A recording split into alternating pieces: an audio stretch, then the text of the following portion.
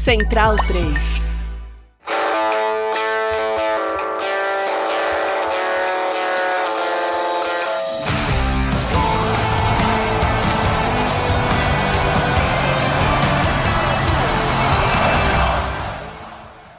Fala pessoal, sejam bem-vindos a mais uma edição do podcast Meio Campo, edição de número 225, que vem nesta tarde de segunda-feira. Como a gente tinha avisado no programa anterior, a gente mudou um pouquinho o horário das nossas gravações, segunda-feira às 2 da tarde e quinta-feira às 7 da noite. Nós vamos falar sobre tudo o que rolou no fim de semana. Temos finalistas da Copa da Inglaterra, temos uma vitória do Arsenal, o Arsenal superando o seu adversário teoricamente mais difícil até o fim do campeonato inglês, sobrevivendo a um teste nervoso na Premier League. O Tottenham ganhou, continua na zona de rebaixamento.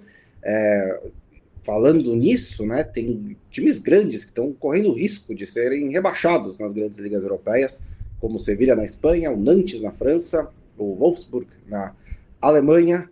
A gente vai falar também sobre a grande virada do Bayern de Munique, sobre como basicamente resolveu o título lá na Espanha e mais outras coisas desse futebol europeu, desse fim de semana de futebol europeu. Mas vamos começar falando sobre duas notícias um pouquinho mais tristes, porque inicialmente parecia que o Militão ia conseguir se recuperar para jogar a Copa do Mundo, mas não é o caso, ele vai ser desfalque.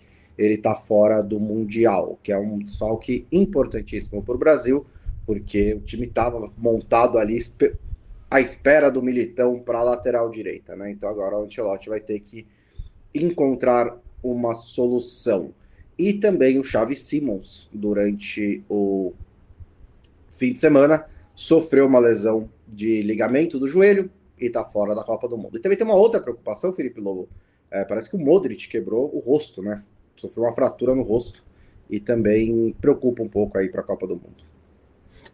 Salve, salve, Bonsa, todos os nossos amigos e amigas. Pois é, como já foi tema do programa passado, né? As lesões complicando bastante a vida das seleções e dos jogadores principalmente, né? Porque são eles que estão sofrendo com isso. O Xavi Simons já tinha sido preocupante a saída dele de campo, mas foi pior do que o imaginado, porque foi ligamento cruzado. É um jogador que seria titular da Holanda, né, dos Países Baixos, então é uma perda muito grande. O Militão vem de uma sequência de lesões, né, ele não jogou as eliminatórias pelo Brasil, né, ele se machucou muitas vezes nesse ciclo e, de novo, precisa de uma cirurgia e que vai afastá-lo, né, da Copa. E agora essa preocupação com o Modric, eu diria que o Modric é mais difícil de ficar fora, mas vai saber, né? A gente nunca sabe exatamente o que pode acontecer, né? Mas reforça muito do que a gente já falou, né, Bonsa? O calendário tem um custo e esse custo está sendo pago especificamente pelos jogadores, né? Os jogadores estão pagando com a própria saúde. E isso assim, tem um custo que é para os jogadores que é o mais caro, mas tem o custo do espetáculo que está sendo pago também. E aí a própria FIFA, a UEFA, os campeonatos vão sofrer com isso, né? O Militão, eu acho que é bastante isso, né? Porque é muito muscular ali, embora ele também ele venha sofrendo muito com lesão há muito tempo, né? E aí tem um pouco de calendário também, que não dá respiro para ele realmente se recuperar a 100%. As outras duas, assim, pode ser que seja fratura no rosto, é meio que extraordinário, É um acidente, né? Assim, né? é um acidente, ele bateu o rosto, fraturou, não tem prazo de recuperação, mas é uma cirurgia que ele vai ter que passar, pode ser que dê alguma coisa errada, é uma apreensão ali para a Croácia, o seu principal jogador estará na Copa, se ele estará ou não na Copa do Mundo. Se ele estiver, provavelmente vai usar aquelas máscaras, né, para proteger o rosto. Acho que sim, mas é um susto que a Croácia levou. E assim, o Xavi Simons, toda a Copa tem essas lesões de joelho, às vésperas e tal. Isso acontece, mas aí você não sabe se ele estava desgastado, se ele não estava. Esse tipo de coisa é mais difícil de saber, né? A onda de lesões anteriores que a gente discutiu semana passada, para mim, foi mais claramente resultado do calendário, porque é quase tudo muscular, né? É quase tudo o músculo estourando dos caras sendo forçados a jogar mais do que deveriam ao longo de não só uma temporada, né, mas 2, 3. O calendário vem piorando temporada após temporada, mas aí é esse o custo quando chega a Copa do Mundo, quando chega o grande evento do futebol. Ou tá todo mundo quebrado, ou muitos dos jogadores importantes não terão possibilidade de disputá-la.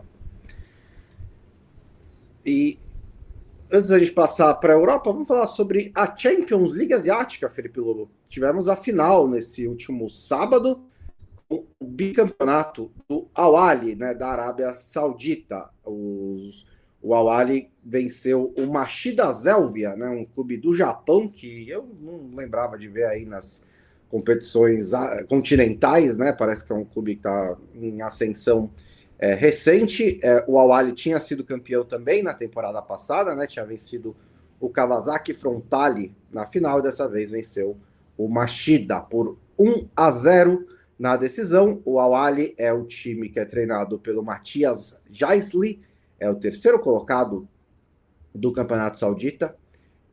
Time que tem o Ivan Toney, o Enzo Milotti, o Galeno, o Mahrez, né, o Franck Kessié, o Ibanez, o Eduardo Mendy e o Demiral, né? Como não tem, inclusive, limite de estrangeiro, né? É diferente as regras, né? Pode jogar mais jogadores estrangeiros na Champions League Asiática, então o time deles estava bem recheado para essa decisão. O time que o Firmino participou do último título, né? Até fez gol na final. Agora já sem o Firmino, mas de novo o time consegue o título. É o time do Ibanez e ele... Eu acho que ele vira um grande candidato para estar na Copa, né? Com a ausência definitiva do Militão, né? Da Copa. Considerando que ele foi titular, inclusive, contra a Croácia no último amistoso, como lateral direito, né? Eu já tinha a sensação que o Carlo Ancelotti estava testando o Ibanez como uma alternativa ao Militão ali, caso ele não pudesse contar com o Militão, e ele não vai mais poder contar. Pode ser que o Ibanez seja um jogador para preencher essa vaga de zagueiro lateral, né? A gente já tem o Danilo, mas eu imagino que ele vai levar mais algum jogador ali para essa função. Então é possível que o Ibanez seja convocado. Ele foi titular ao lado do Demiral. Então, o engraçado é que apesar de todas as estrelas, né, o gol foi marcado pelo Firas Al-Buraikan, que veio do banco, né? E o Machida é um time que veio da segunda divisão em 2023 no Japão, e em 2025 ele ganhou a Copa do Imperador, e aí o time conseguiu essa competição continental, chega até a final, que é um grande feito, né? Um time não é tradicional, e mesmo nessa temporada tá fazendo uma boa campanha. Nessa temporada o Kashima Antlers é o líder do campeonato com 32 pontos, tem uma boa vantagem pro FC Tóquio, e o Machida tá em terceiro lugar. Na temporada passada, que foi campeão da Copa, o time também ficou em sexto lugar no campeonato japonês. Então é um time que subiu, e não só subiu, mas não tá brigando para não cair, né? Que é sempre uma preocupação, ainda mais um time desse tamanho, que é um time pequeno, né? Então o Machida tá fazendo uma boa campanha. É um time que não tem grandes estrelas, né? Mas tem o Eric, não sei, eu até vou confirmar para não falar, mas era o Eric que, se eu não me engano, jogava no Goiás. Deixa eu ver se é isso, mas é isso mesmo. Goiás, Palmeiras, Botafogo, aquele que passou, né? Enfim, ele está lá, ele foi titular nesse jogo. Ele tem 31 anos, está lá no Machida. Copa do Imperador, que era o antigo primeiro campeão do ano, né? Agora é verdade. Muitos anos a gente fazendo isso, né, Bonso? Muitos anos. Agora tá... A final foi em novembro, essa que o Machida conquistou, né? Antes era em 1º de janeiro, né? E aí, pelo fuso horário, sempre que virava o ano ali, na madrugada, aqui no Brasil, tinha o campeão da Copa do Imperador. Vamos passar para as ligas europeias, começando pela Premier League, onde o Arsenal conseguiu vencer o Newcastle. e de todos os adversários que o Arsenal ainda tem pela frente, né, na Premier League, esse era teoricamente o mais complicado, embora o Newcastle esteja também em queda livre. Mas vai enfrentar o Fulham, ainda vai pegar o West Ham fora de casa, o Burnley e o Crystal Palace, né? O Burnley já está rebaixado, tem o West Ham que talvez seja... estará talvez desesperado, né, precisando de pontos para escapar do rebaixamento. Tem aí um subplot, né, em que o Arsenal pode ajudar o Tottenham nesse jogo, porque a briga está ali Tottenham e o West Ham, basicamente, né, pela última, digamos, vaga na Premier League, e o Arsenal ainda enfrenta depois o Palace. Foi um jogo daqueles do Arsenal, acho que não tem mais sentido a gente esperar coisa diferente. Eles fizeram 1-0 no começo com um belo gol do Eze, né, mas que sai em uma cobrança de escanteio. A diferença é que eles agora estão cobrando escanteio curto, então tem isso, mas ainda é jogada de escanteio, ainda é jogada ensaiada, né? Eles tentaram uma vez, o Eze bateu de fora da área, cavou outro escanteio. Aí tentaram de novo e dessa vez o Eze mandou no ângulo. Com bola rolando, para variar, o Arsenal criou muito pouco, teve algumas batidas de fora da área. Quando o Arsenal cria com bola rolando, inclusive, o ponta tentando ciscar ali pelo lado, ou batida de fora da área. É basicamente isso que eles conseguem fazer. E o Newcastle quase teve a chance de empatar, na verdade teve a chance de empatar, né? E o Issa, cara a cara com o Raya, mandou por cima. Então ele poderia também ter sido um tropeço. Mas o Arsenal sobreviveu a esse primeiro teste, né? Agora que ele corre atrás do Manchester City, entre aspas, né? Porque tá tudo basicamente igual, mas o City estava na liderança antes desse jogo começar. E aí vai ser aquele drama basicamente todos os jogos, né? Em parte porque o estilo de jogo do Arsenal raramente permite que eles decidam logo os jogos, né? Está 3-0 para o Arsenal contra o Newcastle, não tem drama. Mas está 1-0 e o jogo pegado, o jogo apertado, aí vai ter um pouco de drama. E a tendência, à medida que as rodadas passem, é que essa tensão vá aumentando, porque é muito importante, né? Cada jogo é muito importante. E pontos corridos tem um pouco disso, né? Agora, cada jogo pode ser um grande desastre, né? Você só precisa de uma derrota, um tropeço, que talvez você acabe dependendo que o City também tropece, mas pelo menos o primeiro teste o Arsenal sobreviveu. E lembra o Fernando Andrade, o Havertz saiu machucado e entrou o Gyökeres no meio. O Havertz estava começando a entrar no jogo, um time ali, né? Estava até meio que esboçando ser titular, mas se machucou novamente. Não é uma novidade, né? O Havertz tem tido muito problema com lesão. O Arsenal, agora sim, a gente não esperava que o Arsenal mudasse seu estilo a essa altura. Acho que agora a questão é o Arsenal sobreviver mesmo, jogo a jogo. Vai ter que ganhar, todos os jogos vão ser sofridos. Talvez aí o time consiga alguma vitória um pouco mais tranquila em algum momento, se conseguir mexer um pouco, até porque tem alguns adversários como o Burnley mesmo, que o Manchester City rebaixou. Então talvez seja um adversário que não vai oferecer a mesma resistência, mas é isso, o Arsenal tem que entrar com a mentalidade que tem que ganhar todos os jogos, porque provavelmente vai precisar mesmo ganhar todos esses jogos, e vai ser drama. Eu acho que a questão agora é ver como é que vai encarar a Champions League. É um título... O Arsenal não tem a Champions League no currículo, e é um título que tá acessível, né? O time tá na semifinal. Quem chega na semifinal tem que sonhar com o título. Então, tem que dar importância. Não tem como não dar importância. Eu até entendo, do ponto de vista do torcedor, que a Premier League seja mais importante nesse momento pelo jejum e tudo mais, né? A Champions League tem muitos fatores aí de... até um pouco mais aleatória, né? Assim, você pode... Você tem mais chance de fazer tudo certo e não dar certo ainda, né? Não sair campeão. A Premier League é muito mais difícil fazer de novo essa campanha, né? Que o Arsenal fez, né? Repetir a campanha é sempre difícil nos pontos corridos, porque nunca se sabe. Vai que, sei lá, o Manchester United renasce. Sempre é um medo que, né, os times têm. Ou o Liverpool encaixa de novo um bom trabalho. Então... é difícil saber. Então eu entendo que para o torcedor até seria mais legal ganhar a Premier League para tirar essa zica, né, desde 2004 não levantar esse título, mas tem que dar importância para os dois e provavelmente o Atlético vai fazer o Arsenal sofrer bastante no Metropolitano, né? A tendência é um jogo sofrido mentalmente e fisicamente, né? O Atlético exige muito. Tem descartado La Liga, né? Até jogaram um ou outro titular. O Griezmann até começou jogando, saiu só no segundo tempo. Mas imagino que vai ser um desgaste grande. E aí tem Fulham, como você falou, aí o West Ham que tem isso. O Arsenal nem pode pensar no Tottenham, né? Não tem nem a possibilidade de pensar. Eu acho que lá isso acontece menos que aqui, pelo menos essa conversa, né? Essas bobagens de se vai entregar ou não. Acho que ninguém fica falando muito disso. Eu nunca vi essa conversa lá. Depois tem o Burnley, que é um peso morto, né? Ele já tá rebaixado.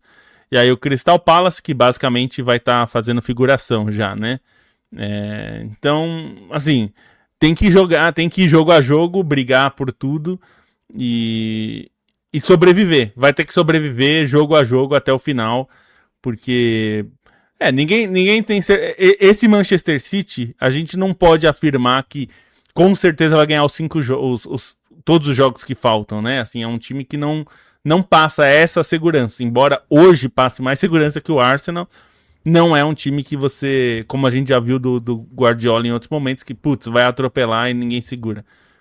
Pode ser que sim, mas acho que ainda tem jogo e o Arsenal tem que fazer isso. Tem que fazer o dele, ganhar os jogos e aí ver o que acontece, né? E aí pode ser que seja até a última rodada que vai ser legal se acontecer, né? Tem um grupo aqui de 3, 6, 7 times, né? Que estão na briga pelo sexto lugar. O Brighton é o sexto nesse momento com 50 pontos, e aí o Sunderland é o 12º com 46, né? Qualquer um desses aqui pode pegar ali vaga em competições europeias, principalmente se o City ganhar a final da Copa da Inglaterra, a gente vai falar disso daqui a pouco, e aí a vaga vai para a Liga. A questão, o Arsenal pega o Fulham desse grupo, pega um time do grupo do Limbo, né? Que é esse aqui, entre Palace, Newcastle, Leeds e meio que Nottingham Forest. O Nottingham Forest ainda precisando de mais alguns pontos para não correr realmente risco, né? Mas tem esse grupo do limbo aqui. E os rebaixados, né? A questão é que o City pega 3 desse grupo que está brigando por vaga em competições europeias. Enfrenta o Bournemouth, que é o 7º colocado, o Brentford, que é o 9º colocado, e o Everton, que é o 11º colocado. Então, são adversários mais difíceis, porque são bons times ainda como objetivos, né? Teoricamente, porque também pode ser que quando enfrentar o Bournemouth na penúltima rodada, ele depois vai pagar o jogo que está devendo contra o Palace, mas oficialmente pela penúltima rodada, pode ser que o Bournemouth já esteja classificado ou que o Bournemouth já esteja eliminado da 6º ou 7º lugar. Então tem que ver também quando esse jogo chegar, qual vão ser as ambições dos times, como por exemplo, o Aston Villa é o adversário mais difícil do Manchester City, mas é na última rodada.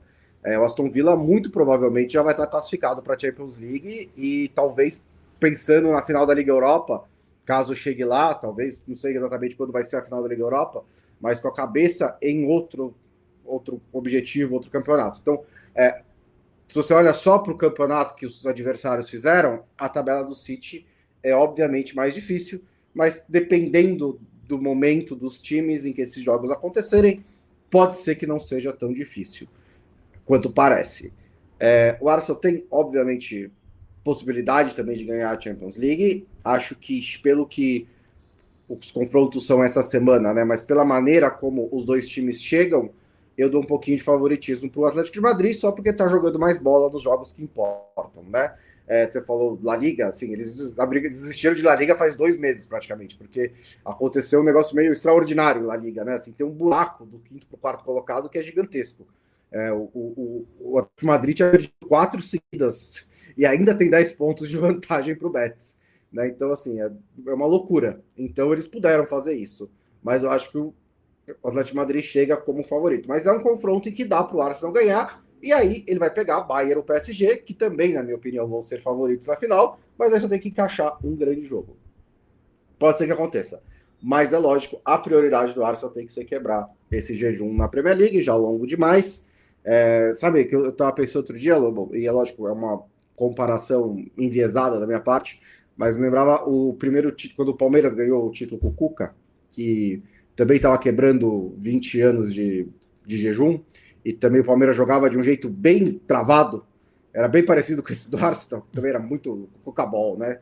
Muita bola parada, jogos nervosos, 1-0, 1-0, e cada jogo era um pesadelo, né? Porque você achava que cada jogo ia colocar tudo ao perder.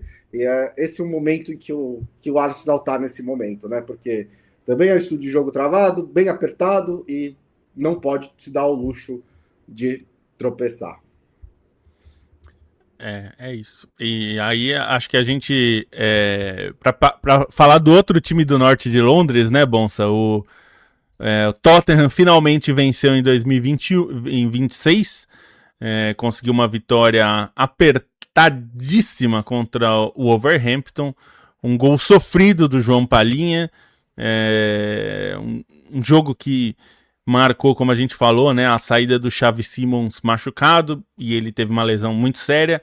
É um desfalque para o Tottenham primeiro, né, que é o time dele, que precisa dele, né, precisaria dele nesses últimos jogos. Ele é um jogador importante, foi uma contratação de peso, talvez a maior em importância para o Tottenham nessa temporada. O Solanke saiu machucado também. Ainda precisa ver qual vai ser o quadro dele. Não parece tão. Não é ligamento, mas é uma lesão que pode ser um desfalque importante. Então o Tottenham ganhou os pontos, né? Nesse momento, tal qual o Arsenal, se o Arsenal nesse momento também não importa como ganhar, só precisa ganhar, o Tottenham acho que vale a mesma coisa por outro objetivo, né?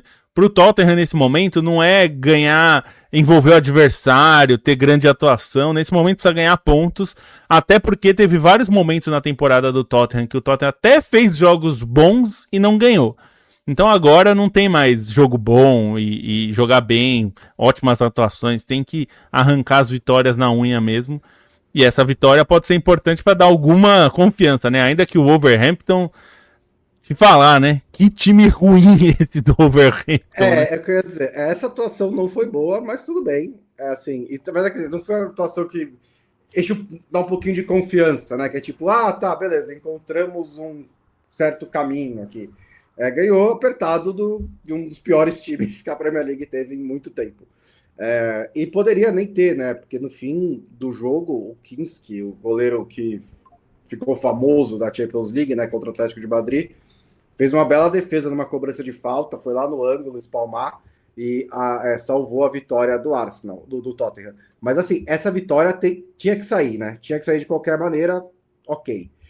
A tabela do Tottenham também é bastante interessante, né?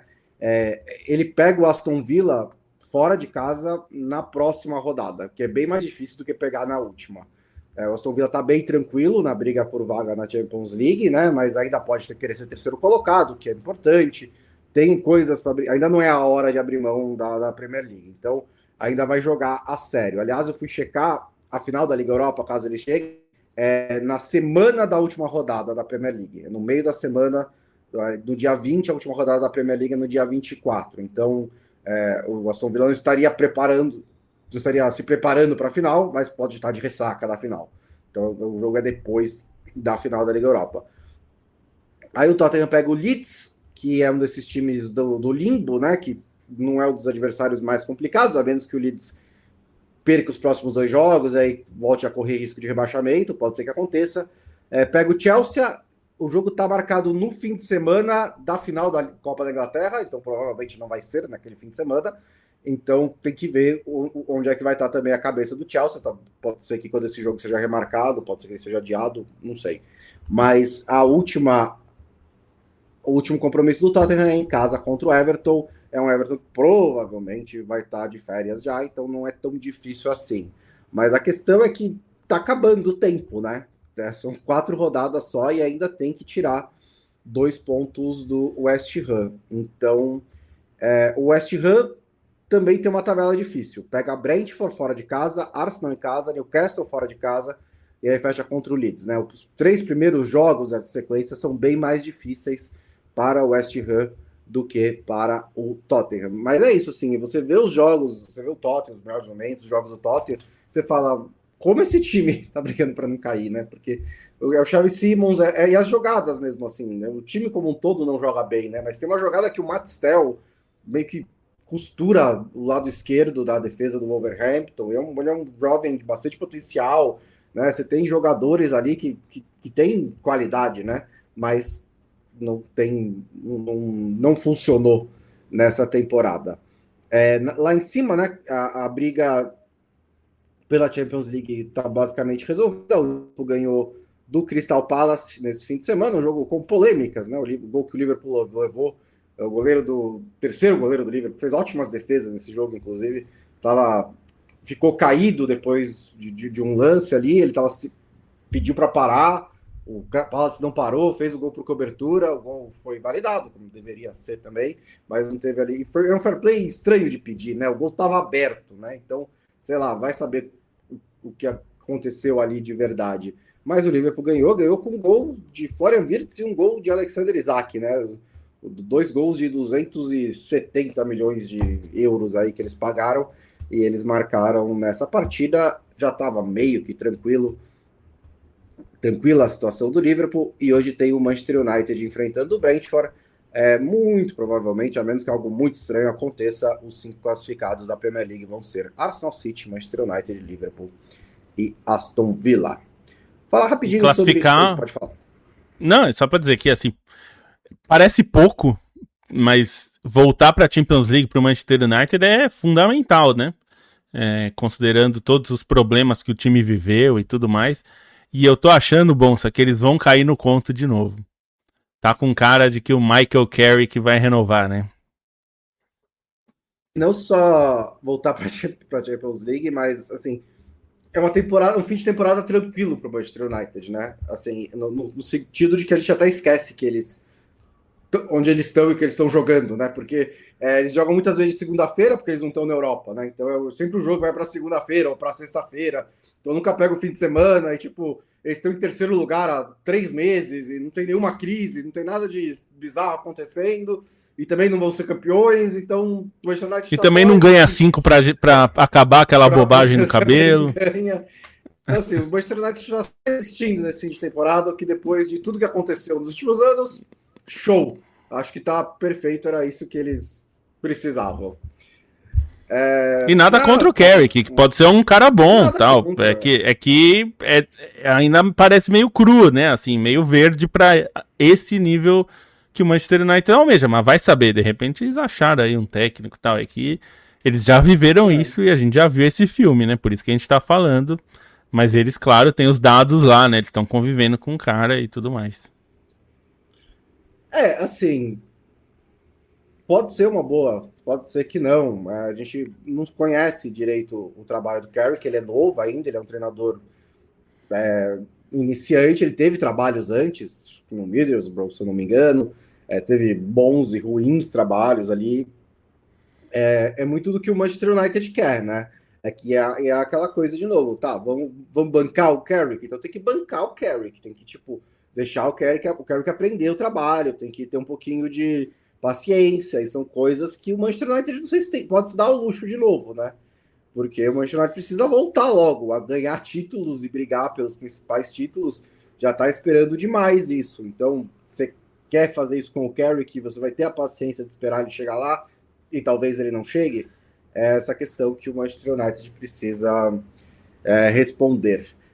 Na Copa da Inglaterra, a gente teve uma bela virada do Manchester City sobre o Southampton, 2-1, e um golaço do Nico Gonzalez ali nos minutos finais para dar essa vitória para o Manchester City, e eles vão enfrentar o Chelsea, que ganhou do Leeds por 1-0. E aí me ocorreu, né, Lobo? Assim, a gente percebeu, o Chelsea pode ser campeão de novo, né? E é uma doideira como isso acontece, né? Como que o Chelsea consegue ficar caótico o tempo inteiro e pode ganhar o seu terceiro título em um intervalo de 1 ano, né? Assim, um intervalo temporal de 1 ano.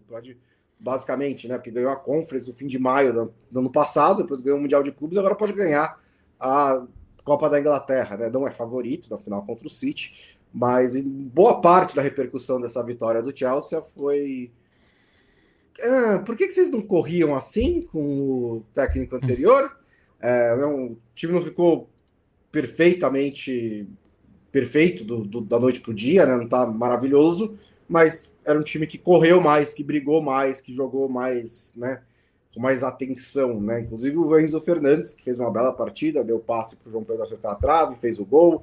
Ele foi meio que um dos pivôs dessa derrocada recente do Chelsea, né?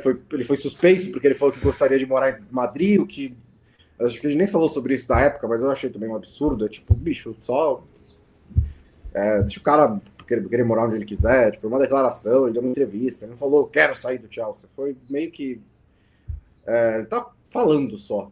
E isso meio que ajudou a tumultuar ali o ambiente Stamford Bridge, que geralmente não precisa de ajuda para ser tumultuado, né? E eu até li a coluna do Jonathan Wilson essa semana, e ele lembrou, esse é o Chelsea não só agora, mas desde o Abramovich, né?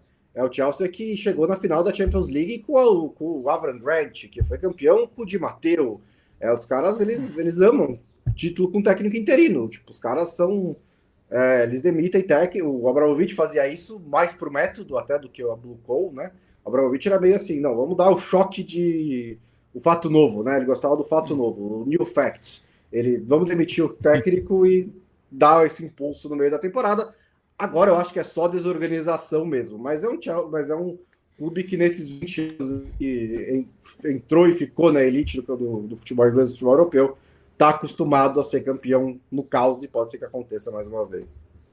Pode ser que aconteça de novo. Você diria que o Abramovich está preparado, completamente pronto para atuar no futebol brasileiro? Ser abraçado, ter aquele bandeirão de torcida igual fizeram com o John Textor? Basta falar umas gracinhas lá e dizer que não, vamos trazer esse time de volta à sua glória e não sei o quê, porque o Brasil parece tão carente. E não é só o Botafogo, não, viu? Isso aconteceria em, pelo menos, sei lá, 80% dos times aí da Série A.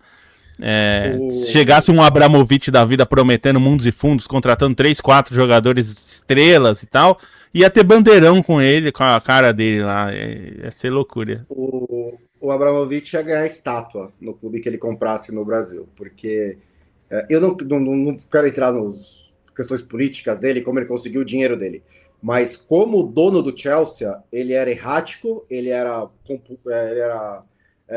tomava decisões no impulso, mas ele sempre colocava dinheiro, todo o dinheiro que precisava, e ele queria ganhar título.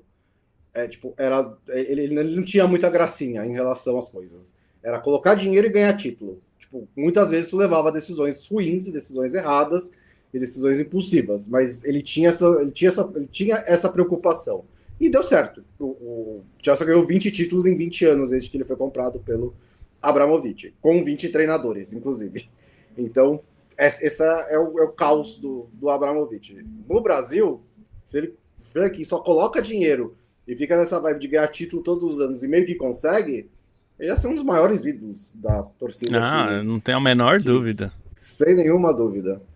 Não tem mesmo. A final vai ser em 16 de maio, em Wembley, Manchester City e Chelsea. O Manchester City também pode ganhar mais uma vez, né? A Copa da Inglaterra também é o domínio do Manchester City, né, em competições inglesas, sob o comando do Guardiola, não só Premier League, é gigantesco, sempre chegando nas finais. Acho que até a Copa da Inglaterra, no começo nem foi tanto, mas recentemente tem chegado mais vezes. Vamos passar para a Itália.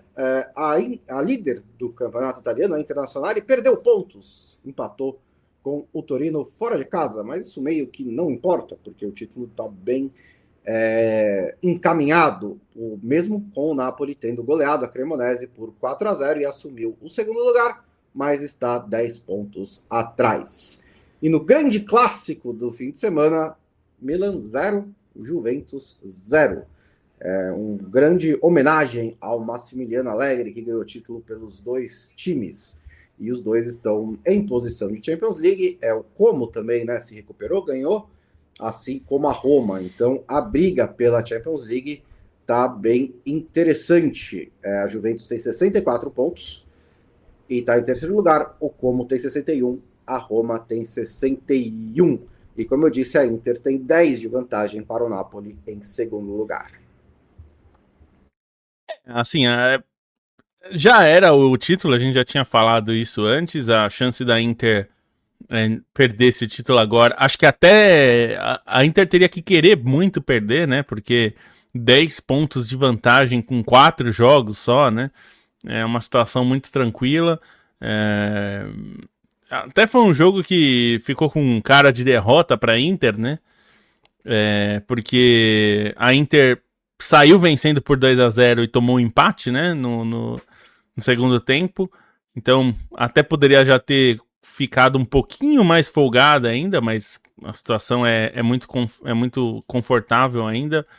E o Napoli reassumiu essa posição, né? O Milan e o Napoli têm se alternado ali nessa posição de segundo lugar. E dessa vez venceu por 4-0. O De Bruyne voltou a fazer gol, deu assistência. O Alisson, brasileiro Alisson Santos, foi bem, fez gol também. Teve gol também de Scott McTominay. Então, que é para manter a tradição, né? Eu diria que sem o McTominay, o Napoli provavelmente já teria ficado para trás aí nessa disputa. Talvez estivesse ali brigando pelo quarto lugar, quinto lugar, porque o tanto de gols importantes que ele fez é uma grandeza nessa temporada. Foi 4-0 o jogo, mas ele fez o do 1-0, né? Então, os gols dele costumam ser importantes, né? Ele faz gol de empate, faz gol da vitória no final. Ele que arrancou o empate contra a Inter em Milão. Então, é um cara de gols muito pesados pro Napoli, né? Eu diria que sem ele, a situação do Napoli seria bem mais difícil nessa temporada. E apesar do que é o que a gente já falou, não é uma temporada ruim do Napoli. Não é. Mas é que o Conte não é um treinador de se acomodar com o segundo lugar. E ele cria tumulto por estar em segundo e não em primeiro, enfim. Vamos ver também como vai ser o negócio da seleção italiana, né? Só vai se definir no meio da Copa, né? A eleição na Federação Italiana é no meio da Copa, 22 de junho. E aí vai saber quem é que eles vão escolher. Provavelmente vai demorar ainda um tempo para eles escolherem quem vai ser o técnico. Então, vamos ver como vai ser, porque se for o Conte, eu acho que ele vai resolver um problema pro De Laurentiis aí, que também já tá doidinho para passar, dar o bilhete azul, né? E bilhete azul não é por causa do Napoli. Pesquisa aí se você não sabe o que é bilhete azul, porque é uma expressão do passado. Eu não consigo entender. Quer dizer, eu consigo entender, mas eu acho um absurdo que o Napoli tá. Não em modo crise, mas em modo coisas. Ninguém tá satisfeito. E, tipo, a campanha da Champions League foi muito ruim. Acho que ali foi uma decepção clara. Mas eles têm tudo para ser segundos colocados, né?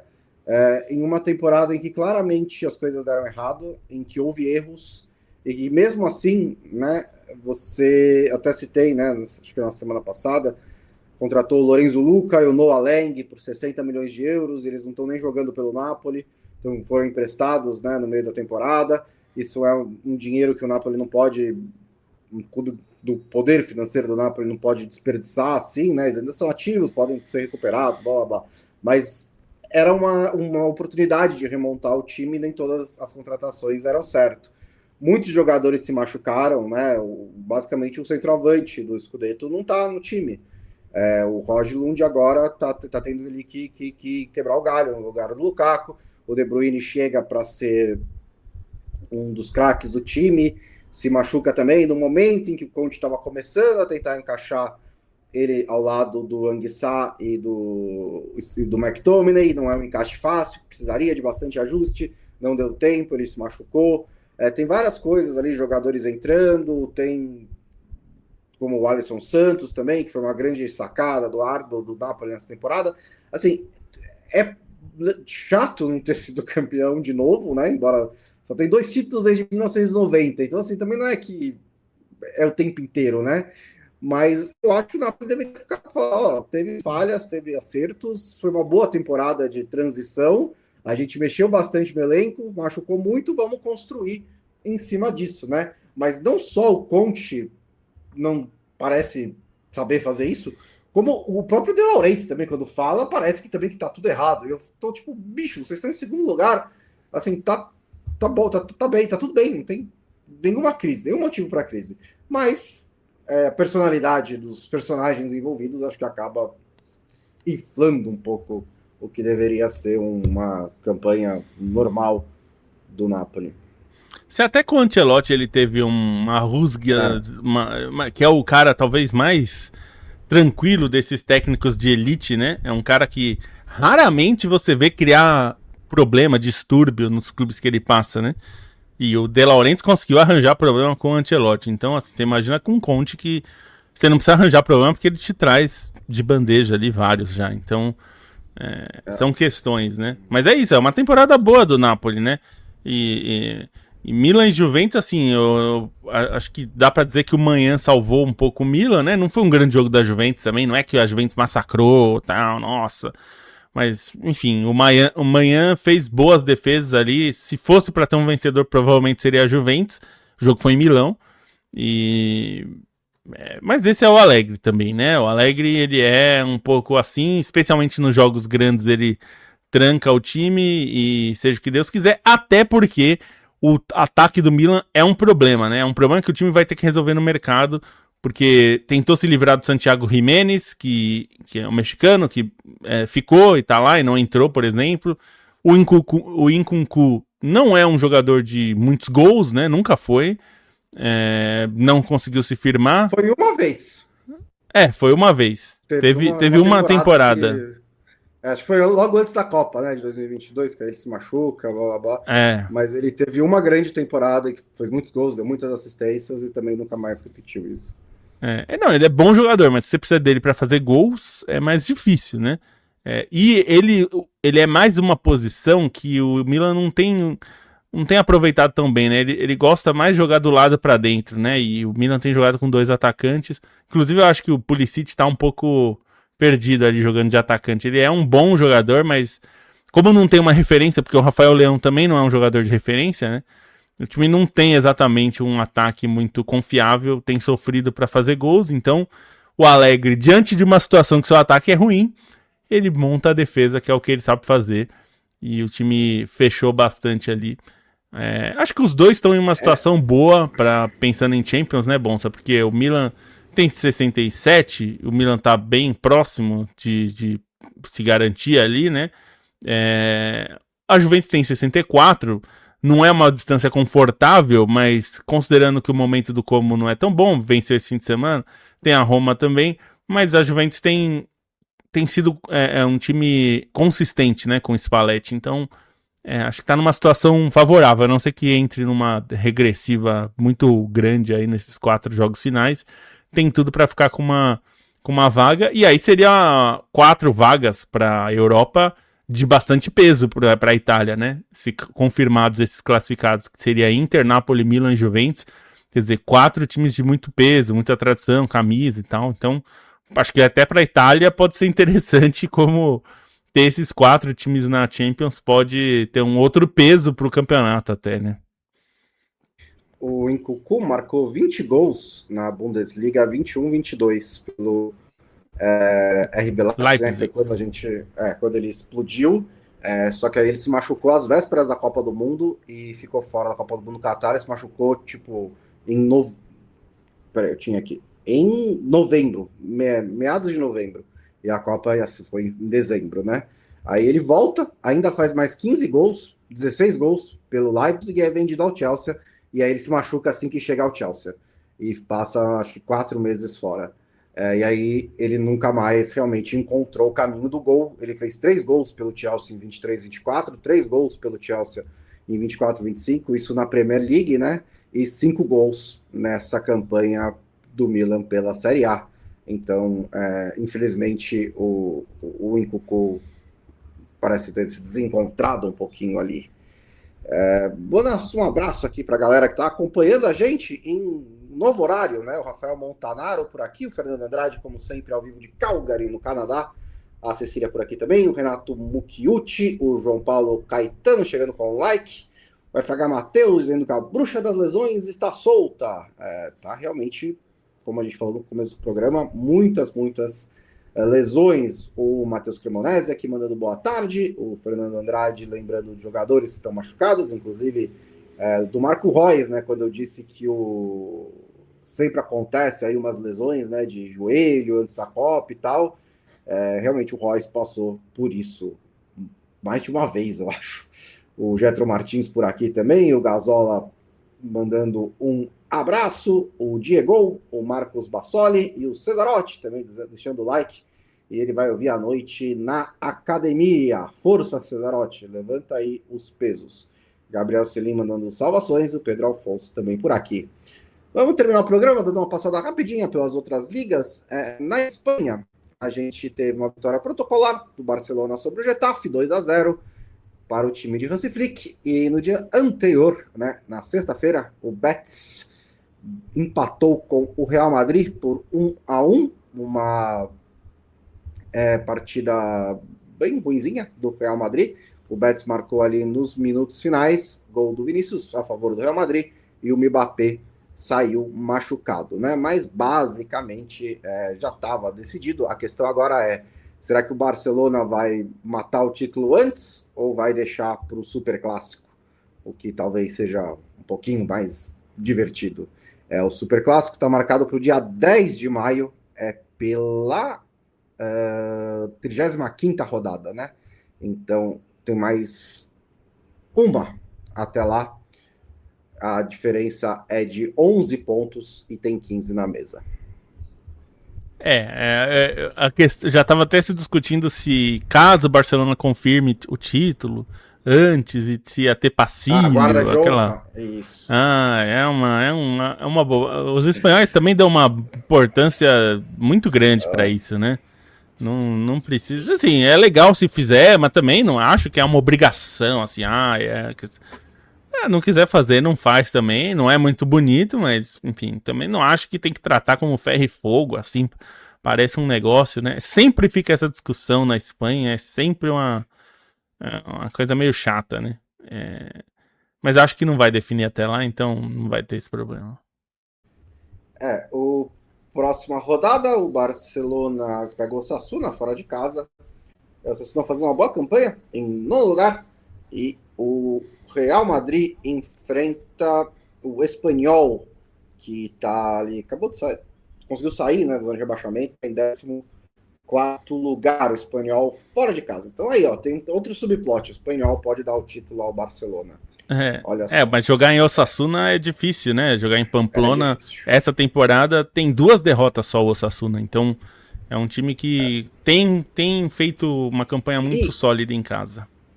E é um Barcelona meio que caído aos pedaços, né? Assim, é um Barcelona que os jogadores estão se machucando e não tem mais nada na temporada além disso.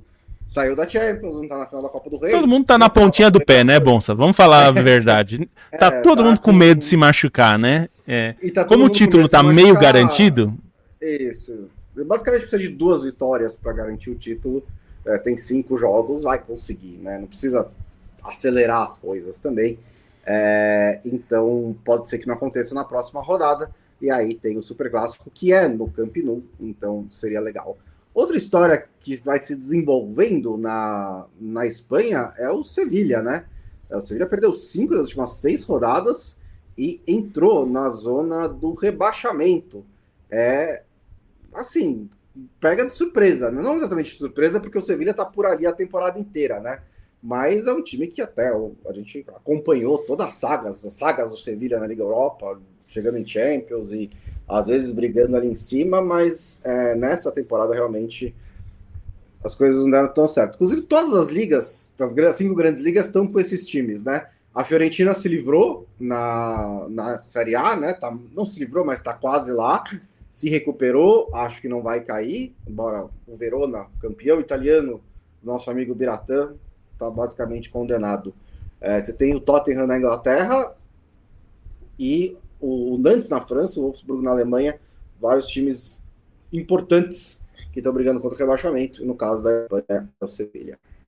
E o Sevilha é uma crise institucional grande, tá até se falando sobre o clube ser vendido, né? Tem questões ali.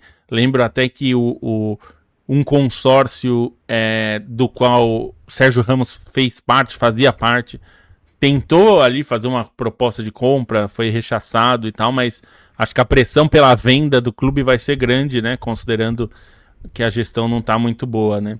E na Alemanha, você falou do Wolfsburg, o Wolfsburg está numa situação periclitante mesmo, porque está em 17º, tem 25 pontos, o primeiro time fora da zona. Acho que nem dá para pensar no Hamburgo, que é o 15º, que não cai, né? Tem que pensar no playoff, tentar tirar o São Paulo, empurrar o São Paulo para baixo, né? Porque o São Paulo tem um ponto a mais, 26. Também vem bem periclitante o São Paulo. Então a briga do Wolfsburg nesse momento é mais para tentar ficar em 16º e talvez brigar no playoff, porque a gente sabe que no playoff também tem um ponto que o time da Bundesliga costuma ter vantagem porque é um time mais forte, mais rico, né? Pega um time, ainda que em momentos opostos, né? O time da série da segunda divisão, né? Da Bundesliga 2 vem embalado, né? Pela boa campanha, mas o Wolfsburg, ainda mais sendo o Wolfsburg, que é um time de investimento pesado, é o time... Informalmente é o time da Volks, né? É o time dos funcionários da Volks. A cidade de Wolfsburg é onde fica a sede da Volkswagen. Então é um time. É um time desses que não é. O dono não é a fábrica, né? Não é a empresa. Mas, enfim, tem ligações muito fortes com a empresa. Assim como o Stuttgart com a Mercedes, enfim, não é. A marca não é dona do clube, porque nunca quis também, não fez que nem o Leverkusen ou enfim, outro. Mas tem uma participação ali, inclusive como acionista minoritária. Então é um peso grande, assim, é uma cidade importante da Alemanha, com um time que tem força e que foi campeão lá em 2008, 2009 com o Grafite sendo artilheiro, com o Edin Dzeko, né? Que agora está subindo com o Schalke. Então é um peso grande. Cair para a segunda divisão para o Wolfsburg pode ser bem desastroso, né? E tá caminhando para isso. Falando nesses clubes, segunda vez que o Klopp veio pro Brasil e não me avisa, tá? Eu tô começando a levar pro pessoal. Tem que mandar um zap pra ele, Bonsa. Manda aquela mensagem, né? Tipo, tô indo aí, quer tomar uma cerveja em Bragança Paulista. O Heidenheim, que parecia que tava condenado também, inclusive, de repente disparou, né? Ganhou do São Paulo e do Union Berlin e tirou empates com o Gladbach e com o Leverkusen. Então, ganhou aí 8 pontos nos últimos 15. E até tá encostando no Wolfsburg, né? Que deu meio que um sinal de vida também, ganhou um jogo, empatou um jogo nas últimas 2 rodadas e conseguiu tirar um pouquinho de distância do São Paulo, porque teve um momento em que parecia até que nem o São Paulo, o Wolfsburg ia conseguir alcançar, né? Nem a vaga nos playoffs dava para alcançar. Agora tá um ponto atrás, tem essa possibilidade. O Leverkusen se recuperou da derrota para o Bayern de Munique na semifinal da Copa da Alemanha no meio da semana e venceu o Colônia por 2-1. A briga pela 4ª vaga na Champions League está bem acirrada também, né? Stuttgart 57, Hoffenheim 57, Leverkusen 55. O Dortmund está garantido na Champions League. Parabéns ao Borussia Dortmund, mais uma temporada na Champions League. E o Bayern de Munique parecia ali que ia carimbar a faixa, né? Mas chegou no intervalo, tipo, vamos carimbar a faixa do Bayern de Munique. E aí o Kompany tirou os titulares do banco de reservas 3 dias antes das semifinais da Champions League, num título que, assim, estava mais do que decidido. Deu uma bronca nos caras, né? Goretzka falou que ele deu bronca, quem falou que ele deu bronca, e a galera saiu do banco e virou o jogo de 0-3 para 4-3. E gosto, viu? Porque, assim, eu também entenderia se, tipo, 3-0 no intervalo, ele fala, quer saber, eu vou até tirar os titulares que já estavam aqui, tipo, tanto faz. Mas é uma questão mas acho que ele preferiu outro caminho, que não, vamos manter a competitividade alta, né? O tempo inteiro, o padrão de exigência alto, para vocês não precisarem ligar e desligar, né, a luz entre Bundesliga e Champions League. A gente vai estar sempre no alto. Então a gente já vai chegar embalado nesse jogo contra o PSG. O outro lado dessa moeda é que, assim, vai que o Kane entra num jogo decidido, nesse jogo contra o Mainz e, tipo, torce o pé e de repente tá fora, né? É um risco que ele toma de tentar manter esse padrão de exigência bem alto e essa competitividade bem alta. Mas ninguém se machucou, inclusive ao contrário, né? O Musiala parece que está voltando ao seu melhor. O Kompany falou sobre isso depois do jogo, que está gostando da recuperação do Musiala. Ele próprio disse que está começando a se sentir como antes da lesão, né? Lembrando, ele se machucou na Copa do Mundo de Clubes, né? Perdeu toda a primeira metade da temporada. E agora só está começando a realmente se reencontrar. Esse foi o ataque do Bayern de Munique fenomenal, foi sem o Musiala. Ainda poderia ser o Musiala, ainda poderia ser Olise, Musiala, Dias e quem. O Musiala só fez mais aparições especiais. Então o Bayern de Munique chega aí com essa grande virada de 3-0 a 3 para 4-3 contra o Mainz. Já dizimou, né, o recorde de gols, chegou a 113 agora, 12 a mais, e ainda está a caminho de igualar a pontuação se ganhar as últimas 3 rodadas. Como dando crédito aqui pro Paulinho lá do nosso grupo de membros, ele falou, o Bayern às vezes parece que joga aquele cenários do International Superstar Soccer, não sei se você lembra, Bonsa, que você tinha assim, perdendo de 3-0, falta 20 minutos, você tem que virar o jogo.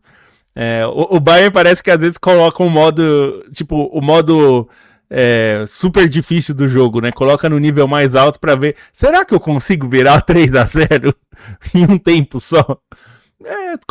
Conseguiu.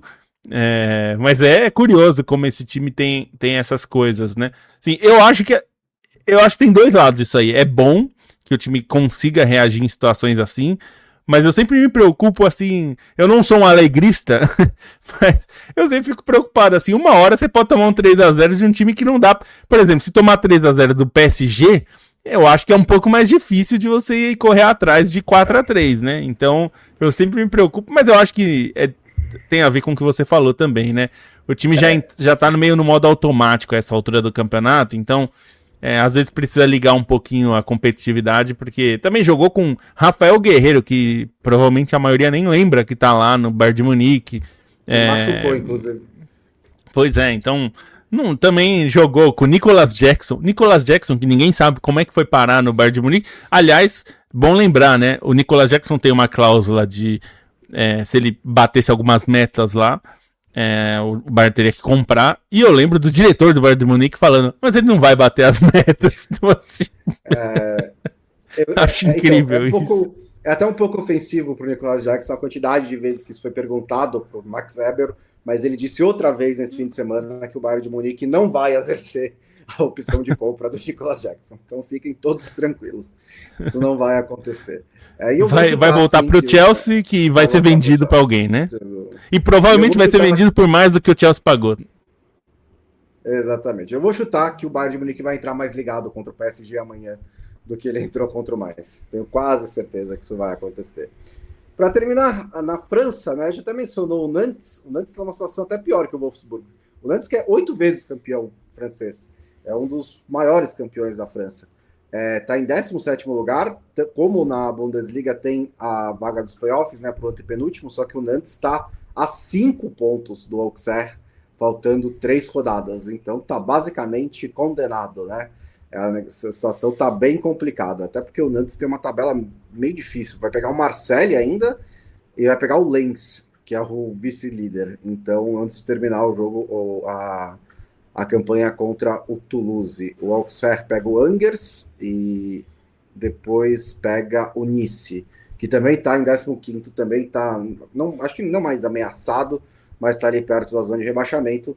O Auxerre depois fecha a campanha contra o Lille, mas a situação do Nantes está realmente bastante complicada. A do Lens também, né? Pode falar. Não, só ia lembrar que o Nice é o time do Ratcliffe, que ele colocou à venda, né?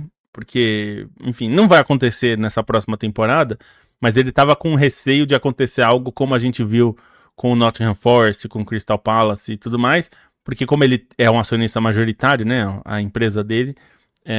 e ele não é majoritário no Manchester United, mas exerce poder de decisão, né? A UEFA poderia encrencar. A gente sabe que a UEFA é muito mais política nisso aí do que a gente, né, do que deveria, inclusive. Mas, enfim, ele colocou o Nice à venda e não ajuda muito você tentar vender o time quase caindo, né? Então, Eu acho que ele vai perder algum dinheiro aí. Ele não vai ficar pobre, porque, né? Acho que ele não fica pobre nem se ele quiser, a essa altura da vida. Mas ele vai perder um dinheiro no início aí, que era um bom projeto, né? Era um projeto bem feito e que, enfim, ele parou de pôr dinheiro, o time entrou numa crise ali e agora tá nessa situação aí não muito boa. O PSG basicamente resolveu a briga pelo título nessa semana, e olha que começou a semana perdendo, né? Do Lyon por 2-1, mas depois ganhou acho que do próprio Nantes, inclusive no meio de semana, aquele jogo adiado das oitavas de final, né? E no fim de semana ganhou do Angers por 3-0, né? O PSG ganhou 12 dos últimos 15 pontos, o Lens ganhou só 7 dos últimos 15 pontos, o PSG tem 6 de vantagem. O Lens tem o confronto direto em casa, né? Então, sei lá, pode ser que ganhe o jogo, mas acho que ficou bem difícil mesmo. O Lens é o outro jogo que foi adiado por causa das quartas de final, que vai ser em 13 de maio. O PSG agora adiou aqueles jogos, agora está entrando uma maratonazinha, né? Na fase final da temporada, vários jogos para pagar. E o Lyon venceu mais uma. Está em terceiro lugar, empatado com o Lille. A briga por vaga na Champions League está interessante aqui também, né? 6 pontos separam o Mônaco em sétimo lugar, do Lyon em terceiro, né? Um pouquinho mais difícil para o Mônaco, que só tem mais 9 pontos em disputa, né? Mas o Marseille com 53, o Rennes com 56, podem tentar tirar aí o Lille ou o Lyon das 4 primeiras posições. Também muito importante pro Lyon ir pra Champions, né? Por todo o caos, né? Depois de viver a era John Textor e agora tá nesse momento aí complicado ainda. Então ir pra Champions League é fundamental para as finanças do clube também, para dar uma organizada e... Bom, vamos ver, né? E como lembrou aqui o Edson Santos Abreu, está na final da Copa da França, vai enfrentar o Lens, então pode até ganhar vaga em competições europeias, né? Pode ganhar. É que o Manchester vai pra Liga dos Campeões, né? Então acho que não vai ter problema. Você coloca a mão no fogo? Não coloco. Acho que vai. Nessa altura, imagina. Não, se conseguir cair da Champions League a essa altura, aí, bom, tá aí o Carrick não fica, né? Alguém perguntou, tipo, tá, você corta o cabelo se ganhar 5, e se perder 5 seguidas, o que ele faz? Tem que aumentar a aposta, né? Deixa assim... Nossa, ainda tem... O programa de América acabou, né? Mas ainda tem clássico, ainda tem Manchester United de Liverpool nessa temporada, eu nem tinha me ligado nisso. Vai ser meio baixo astral, né? Nossa, vai ser muito baixo astral. Essa semana que vem, dia 3 de maio, no domingo. Que coisa. Enfim, a gente vai saber. A gente vai saber quem são os finalistas da Champions League, a menos que, né, tenha 2 goleadas nessa semana. Mas as semifinais da Champions League começam nessa semana e a gente vai falar bastante sobre esses jogos no programa de quinta-feira, que também vai vir depois das semifinais da Liga Europa e da Conference League.